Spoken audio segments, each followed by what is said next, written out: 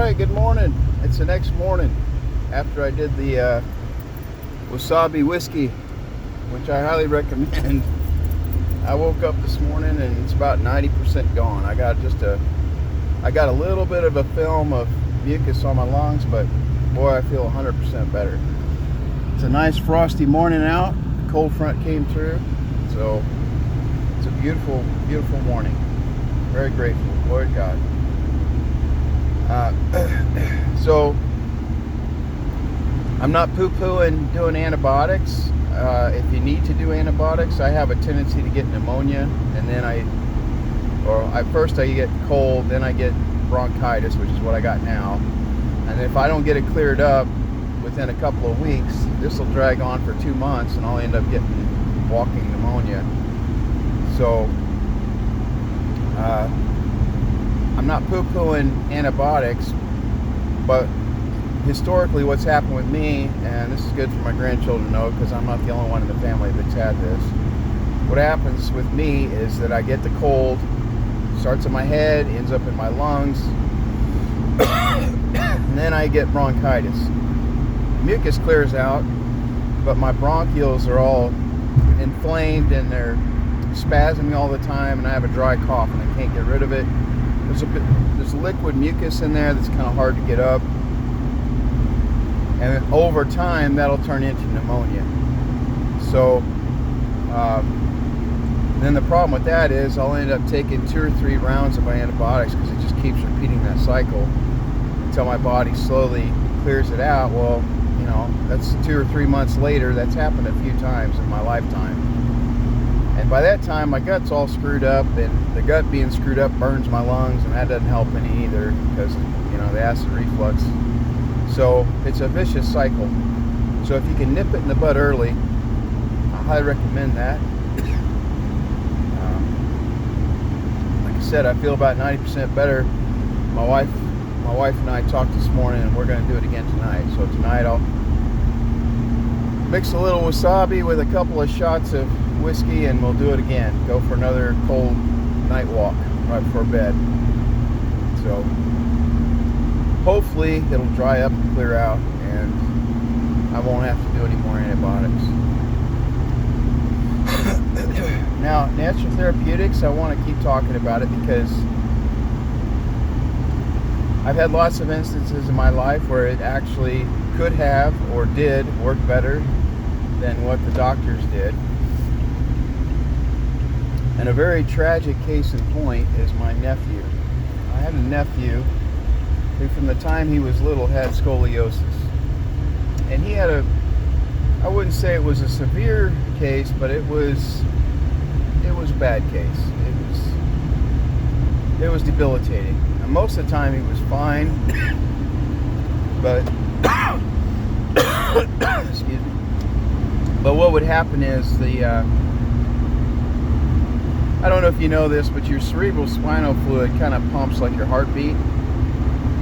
It's a slower beat, but there's a constant, gentle pumping of your cerebral spinal fluid from your brain to your spinal cord and back up again.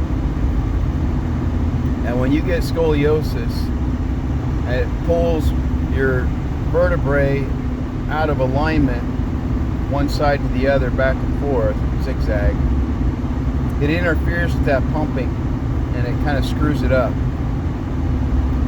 Well, that pumping has to do with the pressure on your brain. And so that pressure gets out of whack, the pumping starts getting out of whack. It affects your inner ear, which has to do with your balance. So he had a hard time with vertigo. He would have episodes, it wasn't all the time, but he would have episodes of vertigo to where he would get really dizzy, and he would have to lean on the wall while he's walking around. A lot of times he would push right here in the center of his forehead, and that would try to balance the pressure pumping. It would try to help balance the pressure and help him focus. And then other times he just crawled on the floor because he couldn't keep his balance, and it would make it very difficult for him. And this went on all through his childhood up into his teenage years. course, when he hit his growth spurt, he became tall, and that just made it worse. So this was around the time I was going to massage school and learning about this stuff, so I was trying to explain the natural therapeutic side to the family, what I just explained to you. Because I used to, one of the therapies I was really good at was craniosacral, which is messing with that spinal fluid pump and helping to balance it, rebalance it. So I would do that to him occasionally, and it would help some. But somebody with that severe of a case of scoliosis would need a lot more natural therapy than just an occasional treatment. That's something that you would have to work on regularly, like daily, for a long time, to try to help them get it straightened out. Scoliosis is oftentimes associated with emotional stress, which he definitely had some of that. And what you have to do is you have to try to retrain the body to relax and balanced, and maintain your balance and your stress management, and stretch your back out really well so that you keep that alignment. And of course, being a kid and not living in a home that was not all into natural therapeutics, and dealing with a lot of stress and normal teenage anxieties, he wasn't able to do that, and I didn't really have time. I didn't have time to give him enough therapy. I could have given him more therapy, which bothers me, but even that little bit more I gave him probably would not have been enough without a miracle. Which miracles are possible. I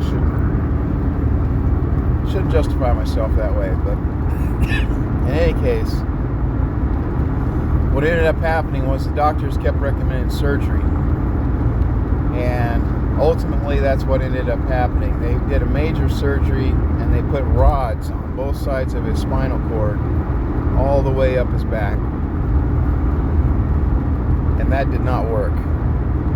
All that did was increase the trauma, increase the stress, and increase the pain, or added pain, that he didn't have before. And it did not help. And so what ended up happening then was, this is during when Oxycontin was really popular. So then the doctors got him hooked on Oxycontin, and he couldn't get off, and the doctors kept prescribing it, and the prescription amounts kept going up. And then the Oxycontin controversy came to a head, so the doctors cut him off, which I can't, in my mind, I cannot come to terms with that. That really bothers me, because they really didn't give him any decent replacement. And what ended up happening was he turned to street drugs, and he turned to heroin, and started doing heroin.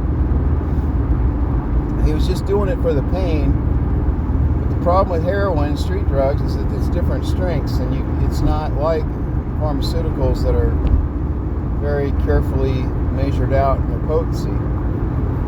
With street drugs, the potency varies, and so sure enough, what happened was he had an overdose, and then the other problem, a secondary problem to that, was they found in the autopsy that he had a congenital heart condition from his birth that the doctors didn't even know about, that contributed to his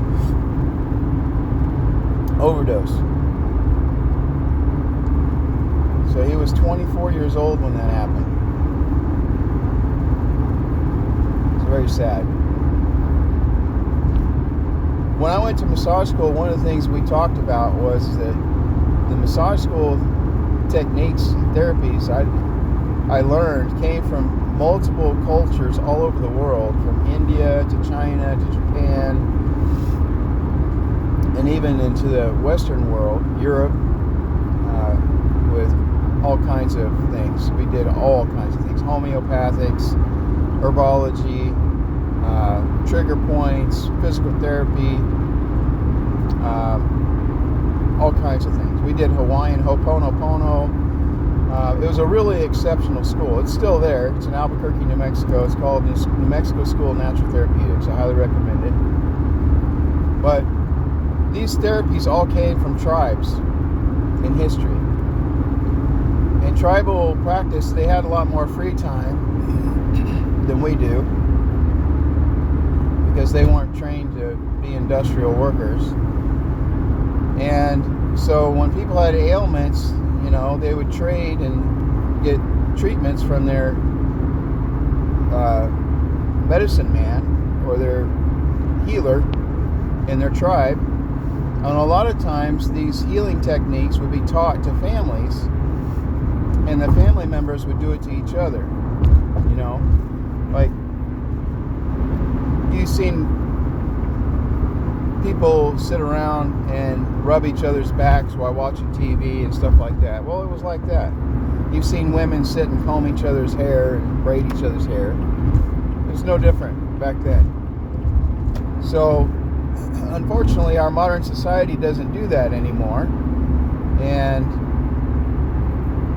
I think we really threw the baby out with the bathwater on that one.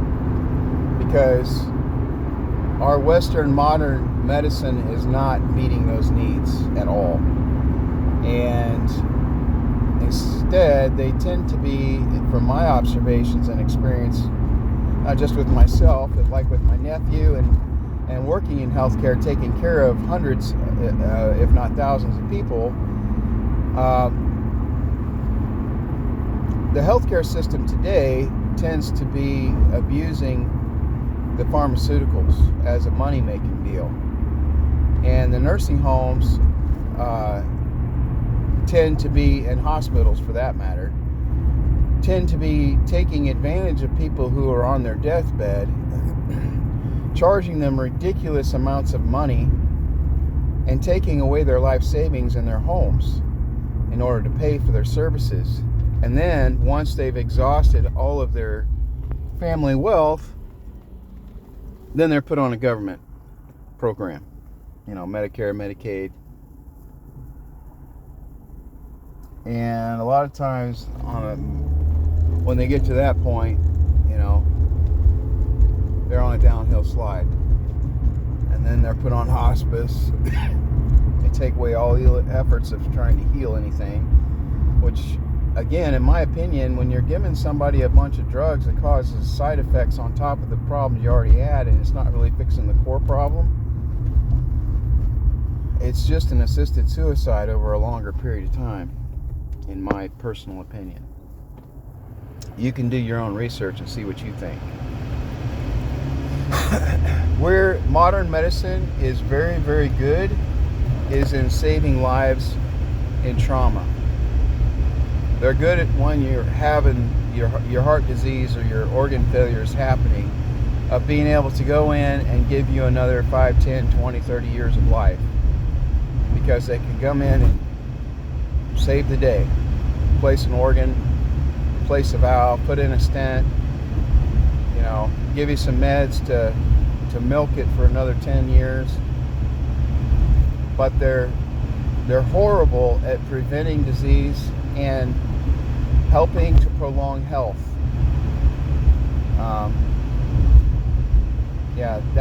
That went out the window a long time ago. So, and another thing they're horrible at is treating you like family and tracking your family genetic history and ailments and what it's worked for your ancestors. So in tribal culture, you kind of know a certain family has a tendency to have this certain illness, and you figure out what works for that illness for that family, and that tends to work for all of that family. But in modern medicine, everybody goes to different doctors. And children, when they grow up, move away and they get different doctors. And nobody's following that history. So forgive me for rambling on for how long? 15 minutes on this topic, because I know that I'm not a doctor. But I've had lots of experience, and I've done lots of research, and I have made a lot of observations above and beyond what normal people do. And I pray that something I tell you triggers something to help you, whatever you've got going on. And you will do your research and find doctors who will work with you and listen to you and help you do research. Not just throw a pill at you and make a guess about a diagnosis and just treat the symptom and not the cause. So check with your doctor. I'm not a doctor. Don't follow my advice. You follow the doctor's advice, but do your own research. Don't trust in the doctors and get second and third opinions. And pray for me, a sinner. God bless. Over now.